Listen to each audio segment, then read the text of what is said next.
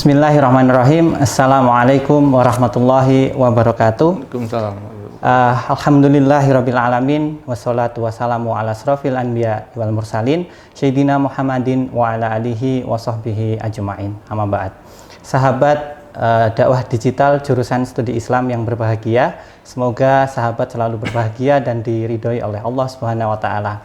Baik, pada kesempatan kali ini kita alhamdulillah diberikan kesempatan untuk kembali berdiskusi yang kali ini mengambil tema yang sangat menarik terkait pemasaran prophetic atau pemasaran ala Rasulullah. Baik sahabat dakwah digital jurusan studi Islam, alhamdulillah pada kesempatan kali ini kita sangat beruntung, kita sudah dibersamai oleh pemateri yang sangat luar biasa. Beliau adalah Dr. Anton Priyonugroho. Apa kabar Bapak? Alhamdulillah baik Mas. Alhamdulillah. Baik, beliau adalah dosen sekaligus ketua jurusan studi Islam Fakultas Ilmu Agama Islam Universitas Islam Indonesia.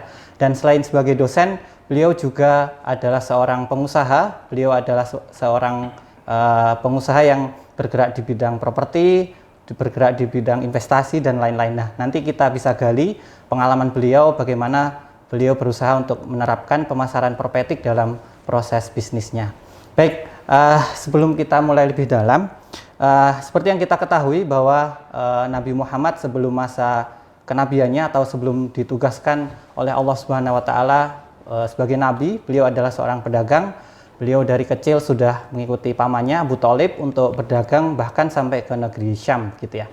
Nah, mungkin pertanyaan pertama Pak Anton, kira-kira konsep pemasaran prophetic itu seperti apa, Bapak? Terima kasih Mas. Sebetulnya istilah prophetic ini mungkin agak baru gitu ya, tapi sebetulnya kalau biasa kita dengar ya pemasaran syariah, pemasaran ala Rasulullah itu ya sama saja sebenarnya konsepnya, karena prophetic itu kan dasarnya adalah kenabian. Sehingga pemasaran prophetic adalah pemasaran yang mencoba menurunkan apapun yang dilakukan oleh Nabi itu, sehingga pemasaran yang berdasarkan tindakan dan perilaku Nabi, mencoba meniru sebisa mungkin. Baik. Seperti itu. Baik, Pak Anton, seperti yang kita ketahui juga bahwa Nabi itu dikenal sebagai orang yang sangat jujur begitu nih Pak, sangat jujur dalam berdagang, bahkan diberi gelar sebagai Al-Amin begitu. Nah, itu implementasi realnya kira-kira seperti apa Pak kalau dalam dunia modern seperti sekarang ini? Terima kasih. Memang untuk menerapkan kejujuran itu tampaknya barangkali paling sulit itu ya. Lebih mudah mencari orang pintar daripada orang jujur. Nah, bagaimana kita menerapkan kejujuran dalam bisnis, dalam berdagang dan sebagainya? Ya tentu disesuaikan dengan konteksnya. Seperti contoh aja misalkan kita sebagai pedagang mobil misalkan, mobil kita apakah pernah bekas banjir, pernah bekas tabrakan, tentu harus kita sampaikan ya, jangan kita tutupi. Ya. Dan di hal yang lain saja, misalkan kita punya usaha misalkan punya toko besi misalkan ya, toko material, kita juga harus misalkan jual pasir ya, itu harus sampaikan ini pasir dari mana ya kan. Jangan bilang kalau di Jogja itu kan ada pasir Merapi, pasir dari Progo atau pasir dari Brosot, nah, itu grade kualitasnya kan berbeda-beda, sehingga kita harus disampaikan ke pembeli, hingga pembeli tahu, oh ini pasir Progo, oh ini pasir Merapi, ini pasir ini. Jadi sebenarnya pemasaran prophetic itu berkaitan erat dengan kejujuran Pak ya? Iya, jujur, sehingga karena jujur itu nanti kita bisa dipercaya. Iya.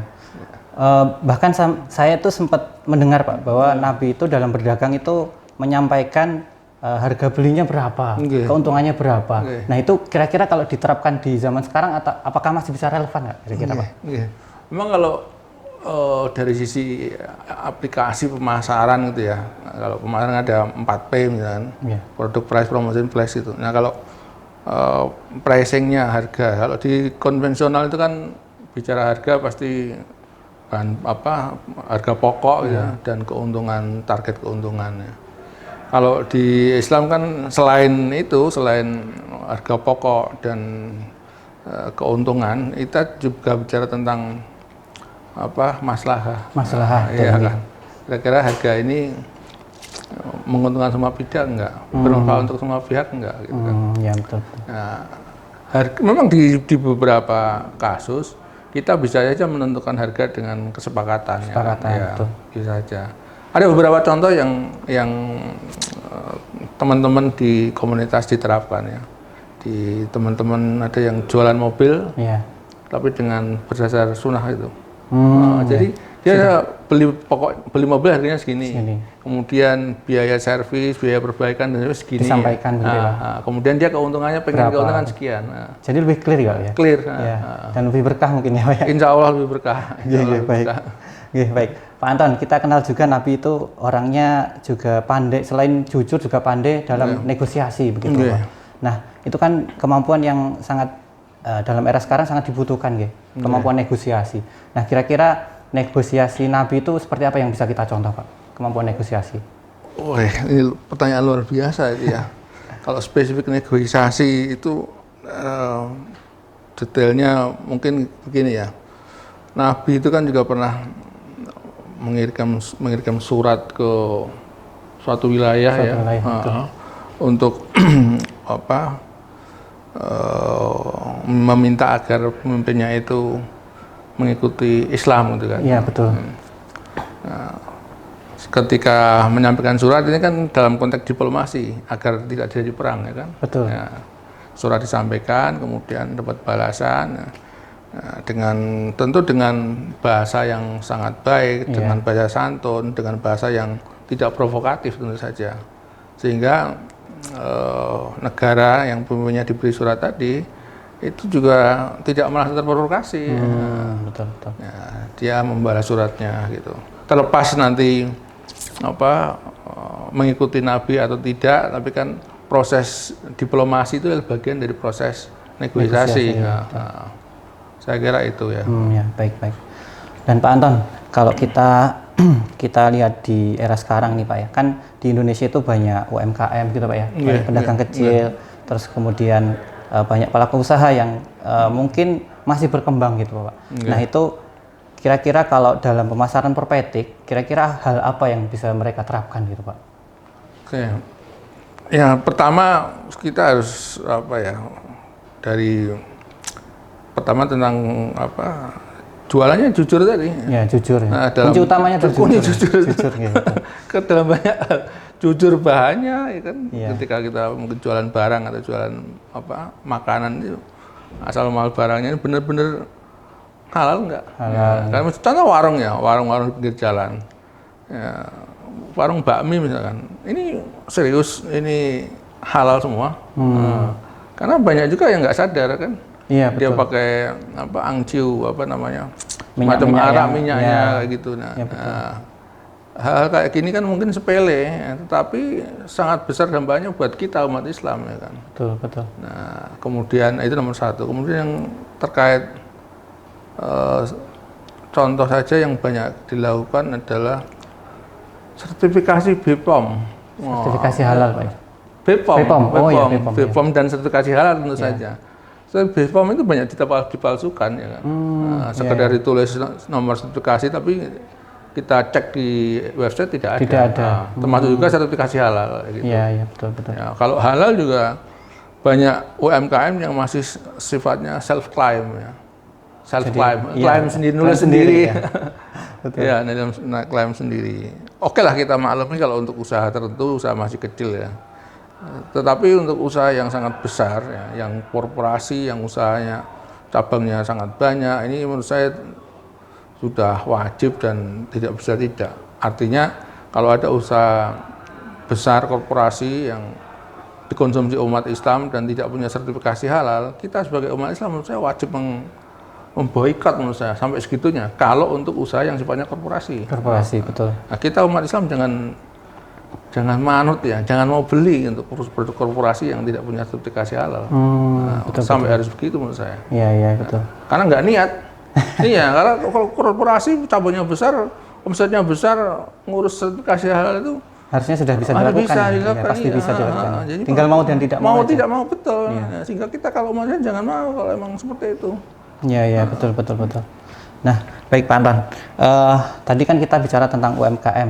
Bagaimana UMKM itu bisa menerapkan pemasaran perpetik dengan baik gitu ya. Dan harapannya karena dengan persaingan bisnis yang di era sekarang ini yang sangat ketat gitu Pak Anton. Harapannya selain keuntungan yang didapat juga berkah gitu ya Pak Anton ya. Berkah, masalah dan berkah. Nah, kalau saran dari Pak Anton ini, kalau misalkan ada UMKM yang masih belum menerapkan pemasaran Islam, maksudnya masih melakukan kecurangan dan sebagainya.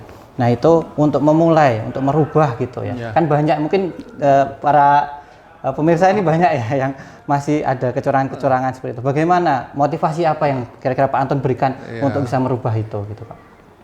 Oke, jadi kalau menurut saya itu kan hidup itu sementara, hidup itu cuma sebentar. Kita ngejar dunia itu nggak bakal ada habisnya ya kan, nggak bakal ada habisnya. Kita mulai rubah dari diri kita sendiri ya. Kalau UMKM ya dari ownernya ya kan.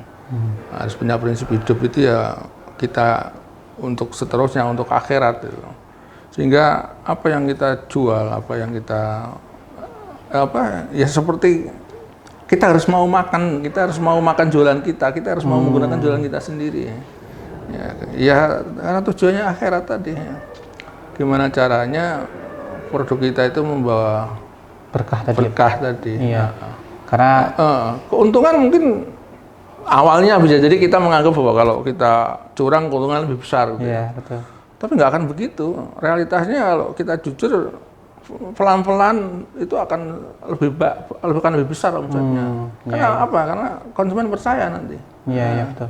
Konsumen percaya sehingga ya omset makin besar. Makin besar, betul.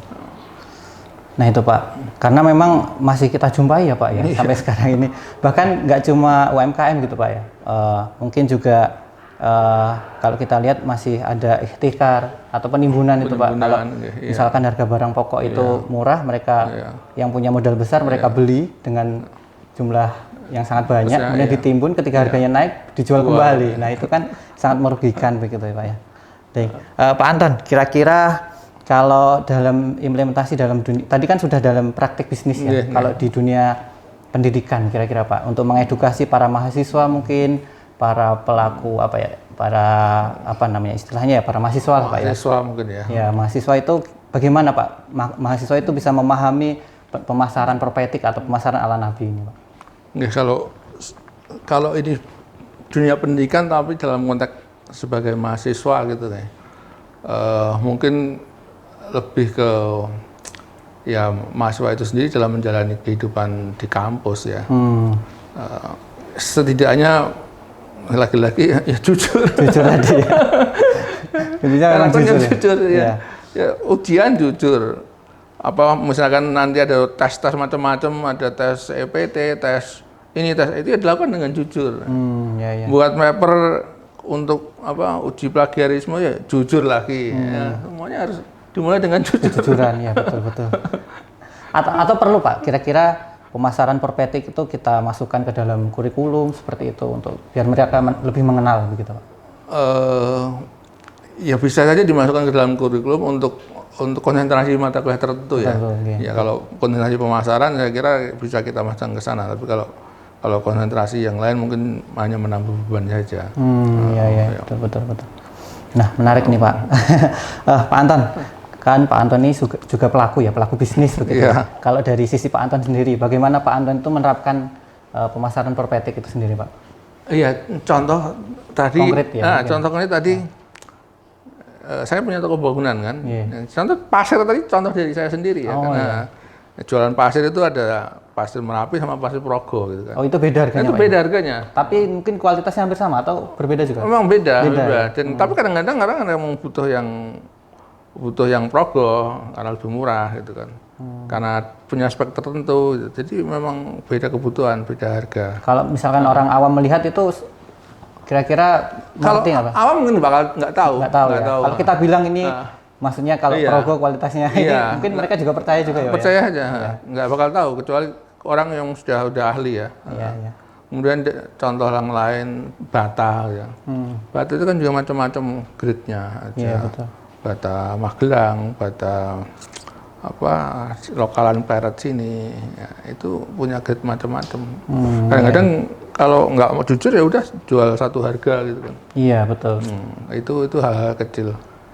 Kadang-kadang kita juga apa misalkan ngirim barang kemudian kita lupa nggak dihitung misalkan. Ya. Anggap aja ngirim barang semen 10 gitu ya. Iya. Tapi kita nggak lupa ngitung. Jadi pembeli beli 10. Iya. Tapi kita nggak ngitung ketika berangkat. Nah, ya. Iya. Kita lupa nggak ngitung. Kemudian pembelinya komplain. Ini barangnya kok nggak ada 10 misalkan. Iya. Baru 9. Baru 9 misalnya. Ya sudah kita harus punya kewajiban untuk iya. Kita karena itu memang dari kita ya. Dari kita. Nah, ya seperti itu, hal-hal kecil mungkin yang bisa membuat orang percaya. Ya tadi ya jujur dan apa namanya? Tadi ya transparan berarti Pak ya? Transparan dengan apa yang kita jual kita harus sampaikan secara jujur dan mungkin tidak ada yang ditutupi gitu ya Pak. Nah Pak, ini menarik juga Pak. Ini mungkin ada berbagai pertanyaan juga dari masyarakat itu. Boleh nggak sih kalau dalam Islam itu ya Pak, kita menjual barang itu katakanlah mencari keuntungan itu sangat besar gitu Pak. Mungkin kita beli harga barang 10.000, kita jual 20.000, itu kan keuntungannya 100%. Itu kira-kira boleh Pak? Boleh nggak Pak? Oke. Boleh nggak jualan dengan keuntungan sangat besar? Sangat besar. Gitu. Kalau menurut Islam boleh saja. Boleh saja. Ya, dengan catatan memang contoh saja ketika barang pertama kali ditemukan ya, kita menemukan barang pertama kali berinvestasi karena kadang-kadang biaya membuatnya mungkin rendah. Betul. Tetapi biaya untuk menemukannya merisetnya, betul. Nah itu tinggi. Jadi apa effortnya gitu ya? Effortnya itu tinggi. Di awalnya tinggi sehingga itu kan perlu dibebankan. Ya betul. Jadi nggak masalah. Nah, selama itu memang apa punya manfaatnya. Manfaat yang untuk seperti itu. Ya. Karena kan mungkin masih jadi kebingungan juga di masyarakat Pak. Iya. Kalau saya nyari keuntungannya tuh mungkin 100% atau bahkan ada yang 150%, itu boleh nggak sih? Ya, memang kalau ukurannya memang bukan persen-persen seperti itu ya. Iya. Kadang-kadang hanya 5% atau 10% tapi nggak boleh. Nah, misalkan dalam kondisi masyarakat kelaparan gitu kan. Iya. Nah, kelaparan kita punya barang, kemudian kita jual hanya harga tapi mungkin hanya laba 10% 20% mungkin jadi nggak boleh betul. Karena kondisinya jadi melihat kondisi itu juga ya. Iya. Barangnya barang apa dulu ya kan. Mungkin kalau kebutuhan pokok barangnya terbatas gitu. Kalau kita jual dengan harga yang sangat mahal kan nggak boleh. Betul. Jadi melihat kondisinya juga ya. Dan nggak terasa ini Pak Anton sudah 15 menit ini ya. Mungkin pertanyaan terakhir Pak Anton. Misalkan nanti dari masyarakat atau dari para pelaku usaha gitu ya, dia ada kondisi-kondisi tertentu yang mungkin masih butuh bertahap gitu Pak Anton untuk melaksanakan pemasaran prophetic. Nah itu saran Pak Anton gimana kira-kira? Atau pelan-pelan atau gimana? Ya Islam itu kan agama yang mudah dan dimudahkan. Betul. Jadi jangan kita lihat sesuatu menjadi sulit nih. Karena merasa melihat sesuatu jadi sulit, maka kita malah tidak jadi melakukan gitu kan. Betul. Ini step by step.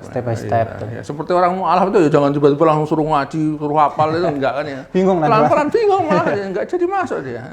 Pelan-pelan saja. Step by step gitu. Nanti kan tidak terasa. Nanti tidak terasa sudah. Iya.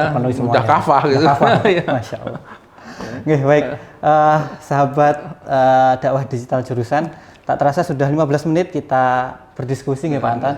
Tadi sudah ada beberapa hal poin penting yang kita bisa diskusikan dan mungkin nanti bisa diimplementasikan oleh para pelaku usaha begitu ya. Dan intinya mungkin ya kalau belum bisa sepenuhnya dalam menerapkan itu ya nanti pelan-pelan gitu Pak Anton. Nanti insya Allah akan terpenuhi dengan sendirinya begitu. Baik, mungkin saya akhiri untuk pemirsa atau pendengar dakwah digital jurusan, mungkin nanti bisa terus mengikuti program-program kami ya. Nanti akan ada tema-tema menarik lainnya begitu dengan pemateri-pemateri yang menarik juga. Dan terima kasih Pak Anton atas waktunya, atas ilmunya. Mungkin kita tutup. Saya sebagai host mengucapkan terima kasih. Saya akhiri, sampai jumpa di episode selanjutnya. Wassalamualaikum warahmatullahi wabarakatuh. Waalaikumsalam warahmatullahi wabarakatuh.